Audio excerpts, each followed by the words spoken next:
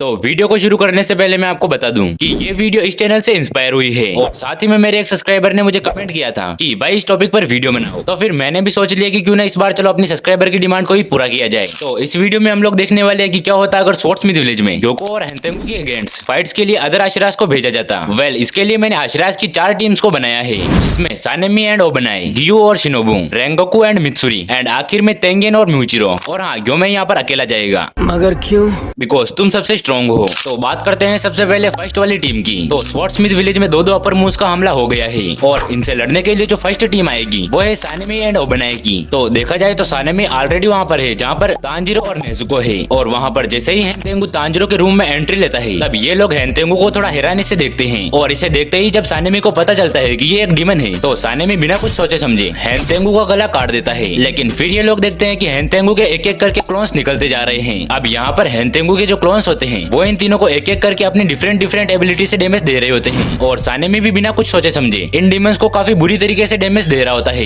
लेकिन इसका कोई भी फायदा नहीं हो रहा होता है। लेकिन तभी यहाँ पर एक डीमन के पीछे से गेन्या आ जाता है और अपनी निचरन शॉटगन से उसका गला उड़ा देता है। लेकिन गेन्या यहाँ पर इनकी हेल्प करने की बजाय एक और डीमन को जिंदा कर देता है। लेकिन जब सानेमी अपनी विंड ब्रीदिंग का यूज करता है तब यहाँ पर इन डीमंस के भी पसीने छूट जाते हैं। दूसरी तरफ योको गाँव के कई सारे लोगों को मार चुका होता है। लेकिन तभी यहाँ पर एंट्री होती है इगुरो ओबनाई की, जो कि यहाँ पर एक बहुत ही अजीब डीमन को फेस करता है और वो डीमन होता है अपर मून फॉर क्योको। अब क्योको को देखते ही ओबनाई अपनी सरपेंट ब्रीदिंग से उस पर हमला कर देता है। लेकिन यहाँ पर क्योको अपनी पावर्स की मदद से टेलीपोर्ट होकर बच जाता है और फिर यहाँ पर क्योको अपनी पॉइजन वाली नीडल से ओबनाई पर हमला कर देता है। लेकिन यहाँ पर ओबनाई इन लोगों को बचाते बचाते इन पॉइजन वाली नीडल से हिट हो जाता है। और जब ओबनाई देखता है कि इस नीडल्स का उसके ऊपर कोई असर हो रहा है तब उसे पता चलता है कि ये नीडल्स पॉइजन से भरी हुई थी और यहाँ पर पॉइजन की वजह से ओबनाई की बॉडी वीक होती जाती है। लेकिन फिर भी यहाँ पर ओबनाई क्योको से फाइट करता है और यहाँ पर क्योको तो अपनी टेलीपोर्टेशन पावर की मदद से ओबनाई के सारे अटैक्स को डॉज कर रहा था। लेकिन क्योको के अटैक से बचने के लिए उसे काफी ज्यादा दिक्कत हो रही थी। लेकिन तभी यहाँ पर ओबनाई को अपनी बैक स्टोरी याद आती है, जिसमें ओबनाई को एक वीक बॉय से लेकर अपने आश्रा बनने की जर्नी के बारे में याद आता है, जिस वजह से यहाँ पर ओबनाई का डीमन स्लेयर मार्क अनलॉक हो जाता है। और जैसे ही ओबनाई का डीमन स्लेयर मार्क अनलॉक होता है वो क्योको का गला काट देता है।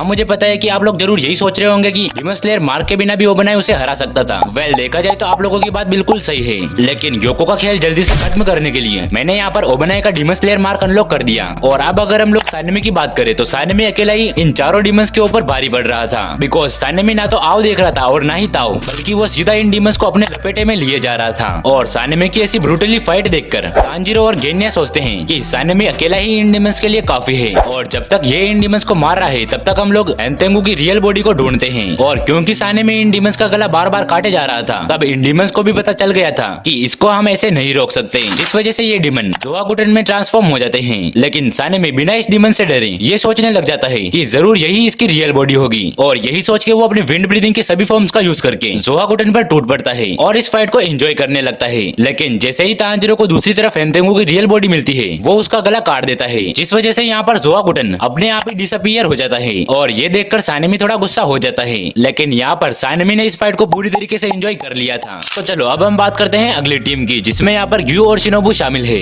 वेल, हमें पता है कि ये दोनों थोड़े बहुत लेजी हैं, लेकिन अपर मून डीमंस की प्रेजेंस में ये लोग अपना 100% दे सकते हैं। तो देखा जाए तो यहाँ पर शिनोबू फाइट करेगी हैंतेंगू से और ग्यू फाइट करेगा क्योको से। और देखा जाए तो ग्यू कई हद तक मुइचिरो की तरह लेजी है, लेकिन यहाँ पर हम लोग ग्यू के सामने मुइचिरो का कंपैरिजन कर ही नहीं सकते। बिकॉज देखा जाए तो ग्यू हर चीज में मुइचिरो से कई ज्यादा पावरफुल है। लेकिन खैर, अभी हम लोग अपनी स्टोरी पर आते हैं। तो जब शिनोबू तांजिरो और नेजुको के साथ बात कर रही होगी तब यहाँ पर पीछे से दरवाजा खुलने की आवाज आती है और यहाँ पर हैंतेंगू अपनी एंट्री लेता है। लेकिन देखा जाए तो शिनोबू यहाँ पर हैंतेंगू का गला नहीं काटेगी, बल्कि वो अपनी स्वॉर्ड की मदद से उसके अंदर पॉइजन को इंजेक्ट कर देगी, जिससे यहाँ पर हैंतेंगू अपने क्लोन्स में डिस्ट्रीब्यूट नहीं हो पाएगा। लेकिन यहाँ पर तांजिरो हिनोकामी कागुरा का यूज करके हैंतेंगू का गला काट देगा, जिससे यहाँ पर हैंतेंगू के 2 क्लोन्स अपीयर हो जाते हैं। लेकिन शिनोबू का पॉइजन इन्हें अभी भी इफेक्ट कर रहा होता है, जिससे यहाँ पर ये अपनी एबिलिटीज का सही से यूज नहीं कर पा रहे होते हैं। और पहले की तरह फिर से यहाँ पर गेन्या आकर एक डीमन का सर उड़ा देता है, जिससे यहाँ पर हैंतेंगू का एक और क्लोन अपीयर हो जाता है। लेकिन थोड़ी देर बाद ये डीमंस शिनोबू के पॉइजन से परेशान होकर जोआगुटन में मर्ज हो जाते हैं। लेकिन जोआगुटन में मर्ज होने के बाद भी इन्हें एक चीज परेशान कर रही होगी, जो कि है विस्टेरिया फ्लावर का पॉइजन। और देखा जाए तो यही पॉइजन शिनोबू को जोआगुटन के खिलाफ लड़ने में काफी ज्यादा मदद कर रहा था। बिकॉज इस पॉइजन से जोआगुटन अपनी सारी एबिलिटीज का यूज सही से नहीं कर पा रहा था, जिससे यहाँ पर शिनोबू को जोआगुटन के खिलाफ लड़ने में आसानी हो रही थी। और वहीं दूसरी तरफ तांजिरो अपनी स्मेलिंग पावर का यूज करके हैंतेंगू की रियल बॉडी को ढूंढ रहा था। और फिर जैसे ही तांजिरो हैंतेंगू की रियल बॉडी को ढूंढ लेता है वो उसका वहीं पर खेल खत्म कर देता है। वहीं दूसरी तरफ अगर तुम लोग ग्यू के बारे में सोच रहे हो तो ग्यू आराम से ग्योको को डिफीट कर देगा बिकॉज वो मुइचिरो से 3 गुना ज्यादा पावरफुल है। और अगर तुम लोग इन पॉइजन वाली नीडल्स के बारे में सोच रहे हो तो ग्यू इन नीडल्स को आसानी से डॉज कर लेगा बिकॉज वो मुइचिरो से 3 गुना ज्यादा फास्ट है। और साथ ही ग्यू को ग्योको को हराने के लिए अपने डीमन स्लेयर मार्क को अनलॉक करने की भी जरूरत नहीं होगी बिकॉज वो अपनी वाटर ब्रीदिंग के मास्टर किए हुए 11th फॉर्म से ही उसका खेल खत्म कर देगा, वो भी बिना किसी प्रॉब्लम के। तो अब आती है नेक्स्ट टीम जो की है रेंगोकू एंड मित्सुरी की। तो इसमें रेंगोकू फाइट करेगा हेनतेंगू से और मित्सुरी फाइट करेगी ग्योको से। तो देखा जाए तो रेंगोकू ऑलरेडी वहाँ पर है जहाँ पर तांजिरो और नेजुको है और जब ये लोग बात कर रहे होते हैं तब हेनतेंगू पीछे से एंट्री लेता है और जिसे देखकर रेंगोकू तुरंत ही उसका गला काट देता है, जिस वजह से यहाँ पर हेनतेंगू अपने क्लोन्स में डिस्ट्रीब्यूट हो जाता है और फिर ये लोग हेनतेंगू के क्लोन से लड़ना शुरू कर देते हैं। और यहाँ पर हेनतेंगू अपनी डिफरेंट एबिलिटी से इनको डैमेज दे रहा होता है, लेकिन तभी इनके पीछे से गेन्या आ जाता है और वो इनके सिर को उड़ा देता है, जिस वजह से यहाँ पर हेनतेंगू के और भी क्लोन्स जिंदा हो जाते हैं। लेकिन यहाँ पर रेंगोकू अपनी फ्लेम ब्रीदिंग से इस सिचुएशन को हैंडल कर लेता है और यहाँ पर रेंगोकू की ऐसी मूवमेंट्स को देखकर हेनतेंगू को थोड़ा डेंजर फील होता है। वहीं दूसरी तरफ ग्योको उन विलेजर्स को मारते मारते मित्सुरी के सामने आ जाता है जो कि उसे ज्यादा खास डैमेज नहीं दे पाती बिकॉज आशिराज में मित्सुरी स्पीड के मामले में सबसे लास्ट आती है और वहीं रेंगोकू 5th पोजीशन पे है। तो इसीलिए यहाँ पर रेंगोकू अकेला ही इन चारों डीमंस को लपेट लेगा और जब रेंगोकू का सामना जोआकुटन से होगा तब यहाँ पर उसे थोड़ा अजीब फील होगा और रेंगोकू ये समझ जाएगा कि ये भी इसकी रियल बॉडी नहीं है और जिस वजह से वो तांजिरो और बाकी लोगों को उसकी रियल बॉडी को ढूंढने में लगा देता है। और जैसे ही तांजिरो हेनतेंगू की रियल बॉडी को ढूंढ लेता है तो वो उसका खेल खत्म कर देता है। अब यहाँ से फ्री होकर ये लोग सीधा जाते हैं मित्सुरी की हेल्प करने के लिए बिकॉज देखा जाए तो मित्सुरी इतनी फास्ट नहीं है कि वो ग्योको को हरा सके और साथ ही देखा जाए तो मित्सुरी ग्योको से लड़ते वक्त काफी ज्यादा डैमेज हो चुकी है बिकॉज ग्योको का पॉइजन उसकी बॉडी में फैल चुका है। लेकिन जैसे ही यहाँ पर रेंगोकू और तांजिरो की एंट्री होती है तभी यहाँ पर मित्सुरी को थोड़ी राहत मिलती है बिकॉज यहाँ पर वो बहुत ज्यादा वीक हो चुकी है और रेंगोकू और तांजिरो के कुछ देर तक फाइट करने के बाद ये लोग यहाँ पर ग्योको का गला काट देते हैं और यहाँ पर नेजुको अपनी ब्लड डीमन आर्ट की मदद से मित्सुरी को पॉइजन से फ्री कर देती है, जिस वजह से यहाँ पर ये ग्रुप हैप्पीली यहाँ से चला जाता है। अब फाइनली बचा है अपना आखिरी ग्रुप जिसमें टेंगेन और मुइचिरो शामिल है। वेल देखा जाए तो मुइचिरो की फाइट वैसी ही होगी जैसी एनिमे के अंदर हुई थी, इसीलिए हम लोग सीधा बात करते हैं अपने फ्लैशी आशिरा टेंगेन उजुई की। हाँ अब मुझे पता है कि आप लोग जरूर यही सोच रहे होंगे कि टेंगेन उसके सामने नहीं टिक पाएगा बिकॉज उसे मून 4 को हराने में ही काफी ज्यादा दिक्कत हो रही थी। लेकिन देखा जाए तो उस फाइट में टेंगेन बहुत ज्यादा पॉइजन भी हो चुका था, लेकिन इस बार इस फाइट में उसे पॉइजन की प्रॉब्लम नहीं होगी। वेल टेंगेन की स्पीड और पोटेंशियल को देखकर मैं उन सभी सीन को स्किप करता हूँ जिनको टेंगेन आराम से हैंडल कर लेगा। लेकिन जब टेंगेन के सामने जोआकुटन अपीयर होगा